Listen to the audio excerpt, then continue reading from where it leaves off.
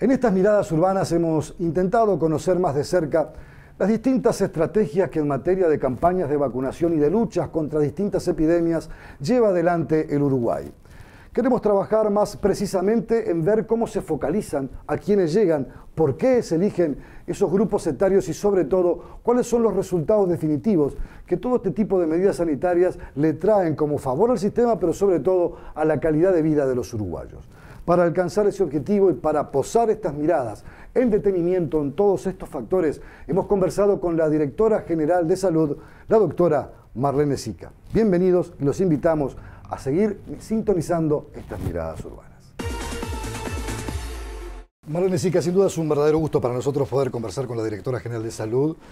Hay muchas cosas importantes que se han venido haciendo en materia de prevención de salud, pero queremos empezar por esa situación que es la llegada del invierno, los planes de vacunación, cómo se miden, cómo se hacen y qué grado de cobertura hoy tiene la población y por dónde se privilegia ese cuidado de la salud de los uruguayos. Bueno, bien, primero que nada, gracias por esta instancia de charlar un ratito.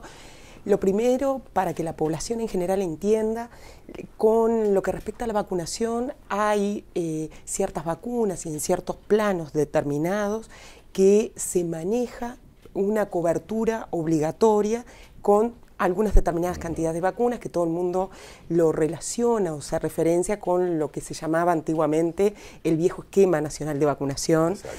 Que eso se enmarca en un plan nacional de vacunación con una vacunación obligatoria y establecida, que es la población a lo que... La población objetivo, focalizada. Exactamente, desde la infancia hasta la adultez está bien determinado y de carácter obligatorio. Fuera de eso, hay algunas otras campañas que con una periodicidad relativa o anual o no, y ahora me refiero bien a eso, se establecen de forma periódica.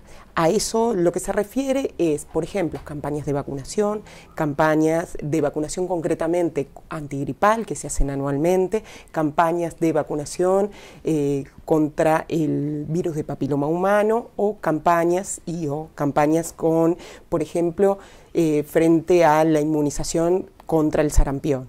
Estas son campañas que se realizan en este año y concretamente me referí a estas tres porque son en este momento las que estamos... Son la cabeza de playa del trabajo. Sin duda, y en este año, que si bien no son de carácter obligatorio, sí desde el Ministerio recomendamos una fuerte recomendación a un grupo determinado de la población y no de forma masiva. En el caso, por ejemplo, de la gripe, que es la más conocida, es gratuita, es universal, pero ustedes focalizan de repente los dos extremos de la vida, ¿verdad? Los niños y las personas adultas. ¿Cómo ha venido en el resultado de la aplicación de esta campaña a lo largo del tiempo, generando ese espacio de cobertura real al que ustedes aspiran a llegar? ¿Cuál es el resultado que ustedes han tenido con esa campaña en particular? Bien, nosotros venimos muy bien, la campaña ha sido un éxito realmente en cobertura de vacunación. Como usted bien dijo, nosotros estamos abocados a una fuerte recomendación a determinados grupos de riesgo que, si bien habitualmente se focalizan en los extremos de la vida, pero también hay otros grupos particulares que también se integran en el intermedio, si se quiere, en lo que refiere al ciclo vital. Sí, concretamente, desde el Uruguay se ha planteado la compra de 520.000 dosis de vacunas antigripales. Ya vamos cercanas a las 400.000 dosis inmunizadas, es decir, de pacientes que han recibido la vacuna, lo cual nos pone en un momento actual superando ampliamente otras vacunaciones y otras campañas de vacunación antigripal en los años anteriores, a lo cual eso habla de una cobertura muy importante y una respuesta en la población muy importante, de los cuales estos somos nosotros los que pusimos desde el Ministerio en la agenda pública, pero realmente hemos tenido una muy buena cabida en la población y en los medios también para responder. Y en esa situación, ¿cuánto se ha podido evitar, por ejemplo, que esas enfermedades se generen o se expandan, ¿verdad?, con esta vacunación? Han reducido muchísimo la atención ya en los centros asistenciales, en las policlínicas, gracias a esa campaña. Sí. La vacunación y la vacunación antigripal está demostrado de forma general en el mundo, a nivel internacional y en el Uruguay también, que disminuye esa única medida en el contexto de otras que ahora después comentaremos, pero esa medida disminuye considerablemente el impacto que determina la morbimortalidad en las infecciones respiratorias y concretamente en el virus de influenza, que es el que causa... ese virus que a veces ha mutado y que ha dado algún dolor de cabeza al mundo. Sí, sin duda. Realmente eso ha disminuido disminuido, si bien por ahora no tenemos cifras oficiales porque hemos tenido variedades con respecto al clima, que hemos tenido unos fríos bien importantes anteriormente, con esas temperaturas un poco más cálidas, exactamente, y ahora nuevamente estamos en este momento. Pero sí, el número de infecciones respiratorias graves que consultan a nivel de los centros de salud han disminuido. Y esto se enmarca en una serie de medidas que la vacunación, como les decía, tiene un lugar, y un lugar bien importante, en una cadena de elementos que conducen a un plan formal de una planificación del invierno. Y usted me hablaba del sarampión. Pensé que ya estaba más erradicada, pero esa campaña muestra que es necesario seguir focalizándola, mirándola con ojeriza, porque no se nos puede disparar. Exacto. En ese plano como viene, y supongo que estará más focalizada la población infantil. Sí, realmente la población infantil y la población en realidad adolescente y adulto joven. Le explico por qué. En el Uruguay, desde hace mucho tiempo que ya no tenemos sarampión propio o autóctono, lo que sí, debido al gran turismo que se vive, no solo con extranjeros que vienen al interior, al Uruguay, sino también hacia afuera, han determinado que hay algunos casos de sarampión no propio, y eso hace que siempre estemos alertas justamente a este motivo. Por lo cual, y fundamentalmente debido al último mundial que se vivió en Sudáfrica, se vio en ciertos países y países de la región un aumento en los números de casos de sarampión. Por lo tanto, eso hizo que, en vistas y preparándonos para los próximos eventos deportivos de la región, hace que se lanzara a partir del 2 de mayo la campaña antisarampionosa en el Uruguay, que va a transmitir y a seguirse manteniendo por el 2014.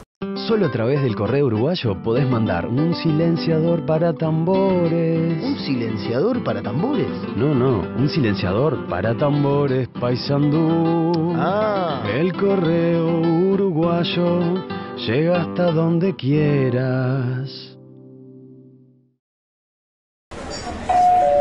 Son Líneas Aéreas Uruguay. Vuelos directos de Montevideo a Buenos Aires y Montevideo a Rosario, Argentina. Para consulta de horarios y reserva de pasajes, sol.com.ar. Consulte a su agencia de viajes.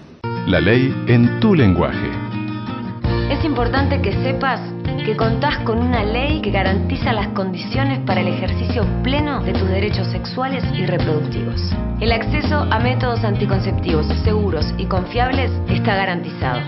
También a la asistencia en caso de embarazos no deseados. Conoce más sobre esta ley en impo.com.uy/salud sexual. Importa que lo sepas. IMPO, Centro de Información Oficial.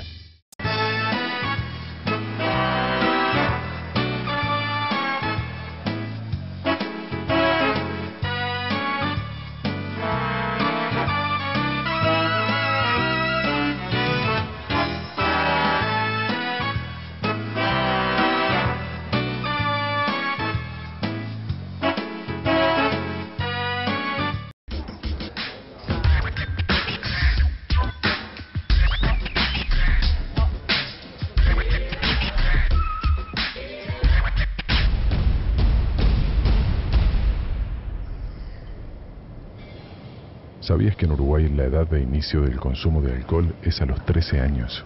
A menor edad de inicio, mayor posibilidad de tener problemas con el alcohol. Conectate con tus hijos. Cambiar es posible. Junta Nacional de Drogas, Presidencia de la República.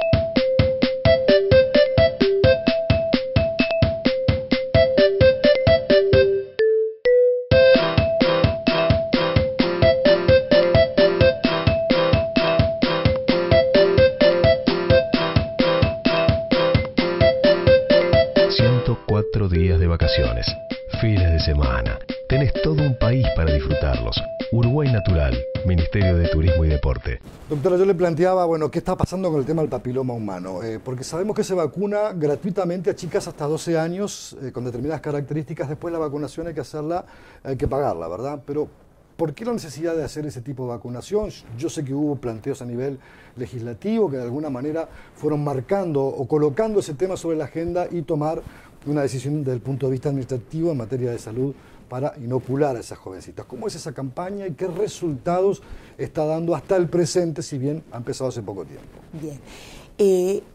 Esta campaña que se lanza y que comienza y que está actualmente realizándose es una de las herramientas más en un plan integral de control del cáncer de cuello uterino.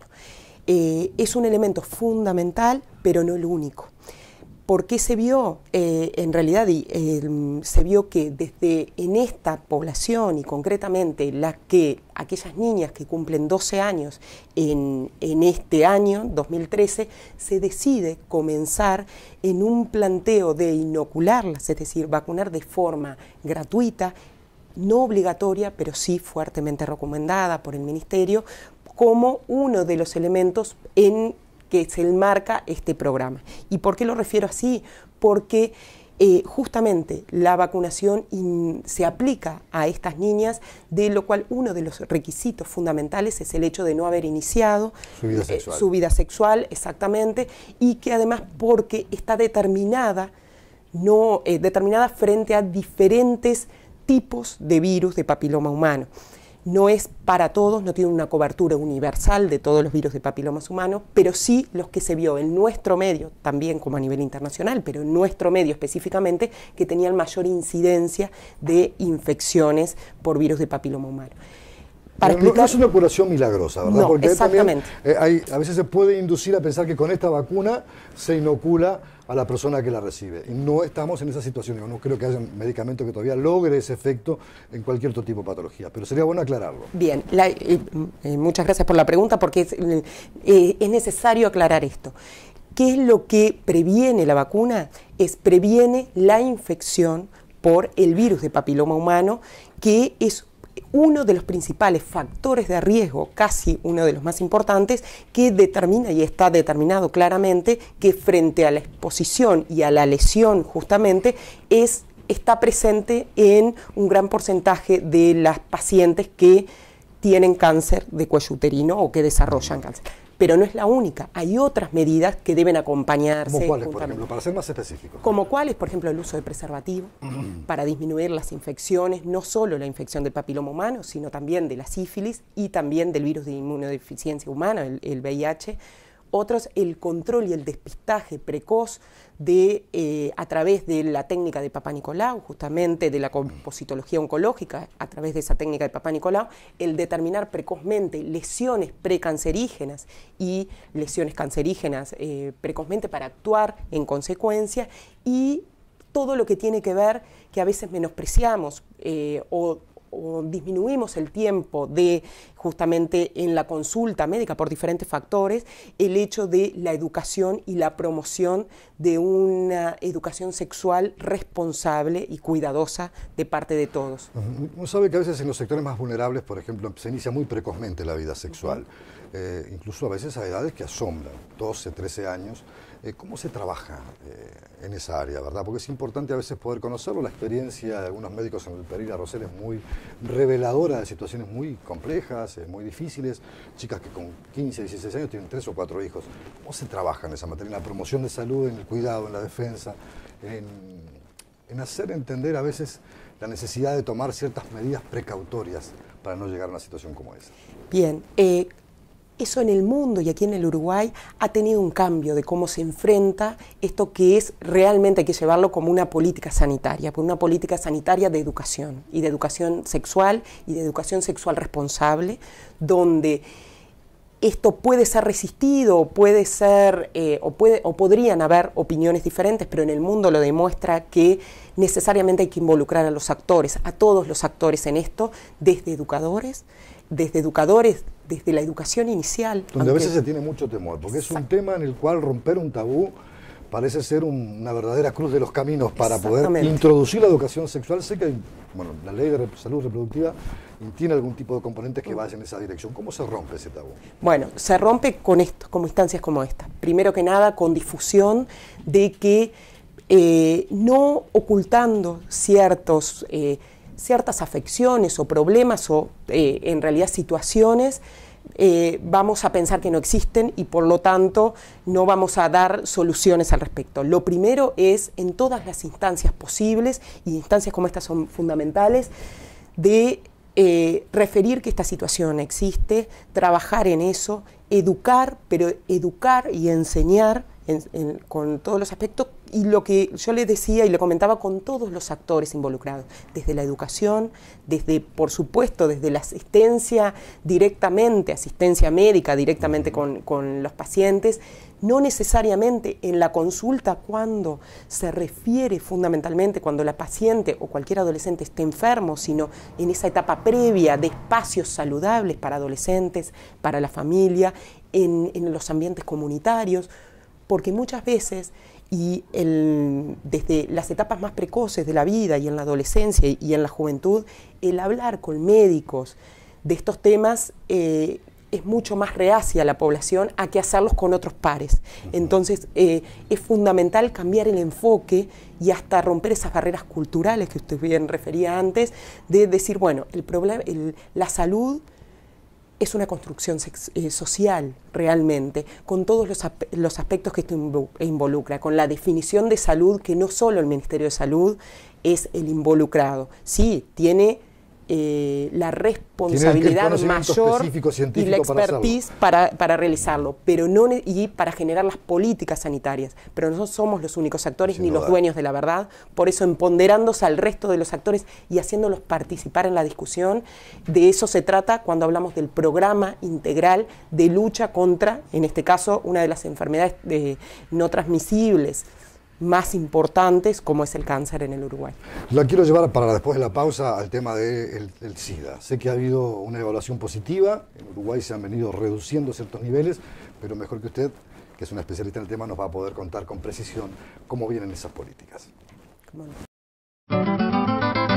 De esta tierra y su belleza nacen peones rurales, sus derechos laborales le canto con gentileza. Cuando su jornal empieza y temprano se prepara, se sabe la ley declara, importa que usted lo sepa, al peón de cualquier cepa, hoy hay leyes que lo amparan.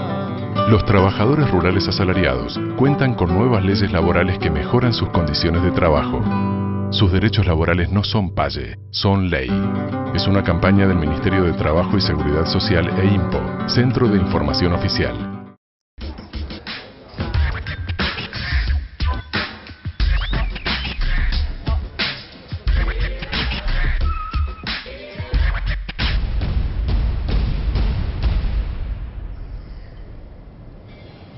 ¿Sabías que en Uruguay la edad de inicio del consumo de alcohol es a los 13 años? A menor edad de inicio, mayor posibilidad de tener problemas con el alcohol. Conectate con tus hijos. Cambiar es posible. Junta Nacional de Drogas, Presidencia de la República.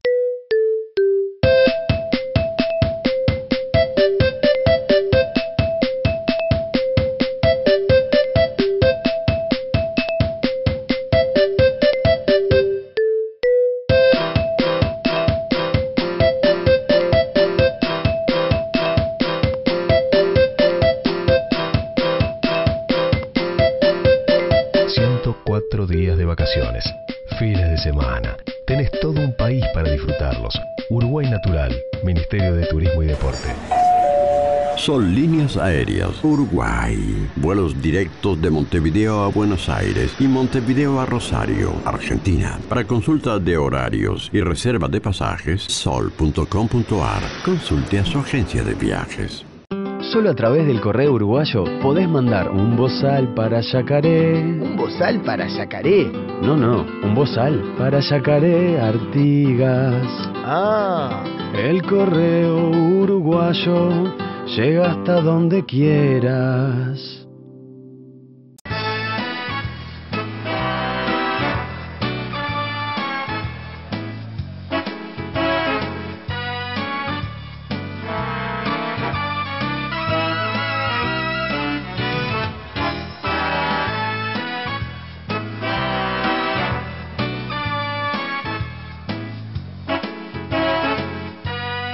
Doctora, le preguntaba antes de la pausa, bueno, sé que han habido mejoras significativas gracias a las políticas que se han aplicado para el control y la reducción del SIDA, un factor que en la década de los 90 al mundo entero lo puso de cabeza, no había una conciencia sobre esa enfermedad, mucha investigación, mucho desarrollo, pero ¿cómo estamos hoy frente a ese tema? ¿Cómo está el Uruguay planteado frente a esa realidad?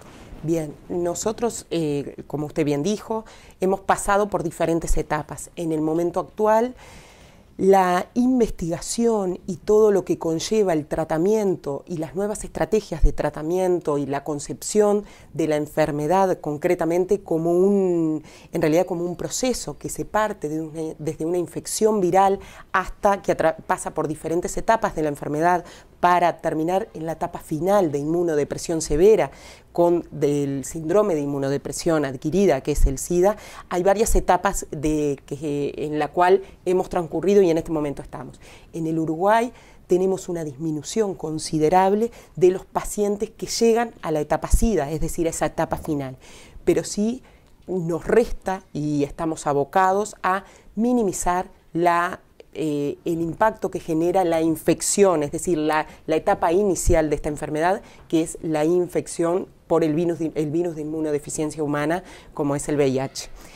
A través de diferentes políticas y un poco como mencionábamos anteriormente, con un abordaje absolutamente integral de la enfermedad en todo su contexto, donde la cual el elemento fundamental de los diferentes actores involucrados en esto, desde la comunidad, los usuarios, los medios de comunicación y, por supuesto, toda la parte asistencial y médica. En esto formamos parte en diferentes roles, pero parte fundamental, donde la campaña y el posicionamiento a nivel de los medios y de la comunidad en general del uso de una de las herramientas fundamentales en esto, que es el uso de preservativo y en realidad una educación sexual y un relacionamiento sexual responsable, que ese es el principal objetivo. Sabemos que ha llegado el invierno, o estamos prácticamente viviéndolo ya, más allá de algunas alteraciones climáticas naturales. Hay un reforzamiento de partidas para que se pueda también mejorar la calidad de la prestación de los distintos servicios frente a lo que es las distintas enfermedades, especialmente las respiratorias, de las que usted hablaba al principio, que padecen los uruguayos. ¿Cómo estamos en esa materia y qué novedades tenemos? ¿Cómo traducir ese refuerzo en medidas concretas? Bien, ya desde el año pasado se ha constituido un grupo coordinador realmente liderado por el Ministerio de Salud Pública a través de la Junta Nacional de Salud, de las diferentes direcciones generales de este ministerio, de las cuales lidera un programa que las siglas se refieren Pueden, donde están representados y presentes y formando parte todos los prestadores públicos y privados y las cámaras de emergencia del Uruguay. Eso ha determinado que afrontar el invierno en un grupo que conozca, establezca y defina cuáles son las capacidades instaladas y que podrían en realidad ampliarse y aumentarse en cada uno de los sistemas, pero con una visión individual o particular de cada uno de los prestadores, sino de forma general y sistémica. Vamos a hablar en concreto. No? Supóngase, yo necesito más camas en Tacuarembó. Exacto. Pero tengo también más camas en Rivera, pero puedo especializarme en un lado y en otro y de alguna manera hacer un tránsito de prestación de salud. ¿De eso estamos hablando? De eso estamos hablando y concretamente de la coordinación de las camas en un sector bien difícil, que es las camas de CTI, de cuidados intermedios, que habitualmente, de forma muy importante, se requiere un aumento de la cantidad de pacientes que ingresan vinculados a o descompensaciones de enfermedades crónicas vinculadas a infecciones respiratorias o infecciones respiratorias severas, agudas, que obligan la ocupación de esas camas. Concretamente, en este grupo coordinador, que no es meramente un grupo coordinador de expertos en la materia, sino un grupo coordinador y claramente con cometidos bien prácticos y bien establecidos, se comparte y se lleva adelante el número de camas disponibles, dentro de las disponibles, las ocupadas y las libres, para definir, y son camas de CTI, de cuidados intermedios, para el sistema. Todos, aquí sin la camiseta, que no digo que exista, pero sin en realidad el planteo de decir esto es del sector público o del sector privado. No, esto es para el sistema y para toda la sociedad y toda la población. Así que hay una convergencia entre lo público y lo privado. Absolutamente, que eso ha tenido muy buen, en realidad comienza a propósito del invierno, que el año pasado tuvimos ciertas dificultades que se subsanaron muy bien. Esto lleva un largo camino recorrido desde la pandemia sufrida por la gripe H1N1, que vio la necesidad en un país tan pequeñito como nosotros, con una demanda muy importante a nivel de la población, de la necesidad de camas, principalmente en las áreas críticas, como le refería, de decir, bueno, pongámonos todos juntos a trabajar, aunque sea en este periodo determinado, para definir y optimizar los servicios, que en definitiva es esto. Y esto surge también, y próximamente va a emitirse una campaña a nivel de los medios de publicidad masivos con respecto a esto, y viene con unos varios elementos o baterías de elementos que se pueden hacer, y de los cuales la comunicación y a la población es fundamental. Comunicación planteándose estrictamente en definir, bueno, cuáles son los síntomas y signos de alarma que la población rápidamente puede determinar a nivel de infecciones respiratorias y que obliga a la brevedad, o si no, en el mismo momento que se detectan, consultar inmediatamente al médico y cuándo debe continuarse o debe alojarse en domicilio. En estos últimos minutos que nos quedan, doctora, quería preguntarle, bueno, ese refuerzo llega también, supongo, a las puertas de emergencia y a las policlínicas, que son el primer nivel de atención. ¿Cómo estamos en esa materia? Bien. ¿Y dónde hay que reforzar ahí? ¿Es necesario aumentar la capacidad de recursos humanos, de insumos, para la detección precisa y concreta y dar solución rápida, evacuar rápidamente al paciente a el área de protección y de cuidado que demande o que necesite? ¿Estamos bien en esa materia? Sí, sin duda que estamos bien, que venimos en muy buenos pasos avanzando desde estos años, por eso yo decía que venimos justamente construyendo esta instancia de discusión en conjunta y viendo, y desde el Ministerio estamos intentando y llevando adelante justamente esto, de liderar este proceso de ver al sistema como todo y no necesariamente de cada uno de los prestadores. Hay un largo camino recorrido en eso, por supuesto que necesitamos mejorar y siempre es perfectible estos planteos, pero sí a dónde estamos abocados y justamente como usted decía, a reforzar no solo a nivel de los sistemas y justamente a nivel de los centros de atención de primer nivel, de las puertas de emergencia, y otro gran elemento es de reforzar también todo el tema de las emergencias móviles, por lo tanto las cámaras de emergencias móviles en esto están bien ahí justamente quería llegar. ¿Cómo está el sistema de emergencias móviles de ACE? ¿Cómo está, por ejemplo, esa llegada a zonas que a veces solamente se puede llegar con una ambulancia y a veces es difícil incluso poder llegar a algunos sitios? Me refiero al interior profundo del país, pero también en zonas de Montevideo. ¿Cómo estamos? Estamos, en realidad... ¿Hay más equipamiento? ¿Va a haber más personal? ¿Va a haber más unidades móviles? Sí, va a haber más equipamiento, va a haber más que equipamiento, no solo equipamiento propiamente, sino también más profesionales abocados a esto y también con una estrategia diferente, es decir, no solo importa que aumente el número solamente de recursos humanos, sino también el formato o cuál es el sistema de atención. Y esa rápida respuesta. Exactamente. ¿No? ¿Y con qué me refiero a esto? Con también uno de los elementos que en el Uruguay ha servido mucho y tiene mucha cultura a nivel pediátrico, pero también a nivel de adultos, que es...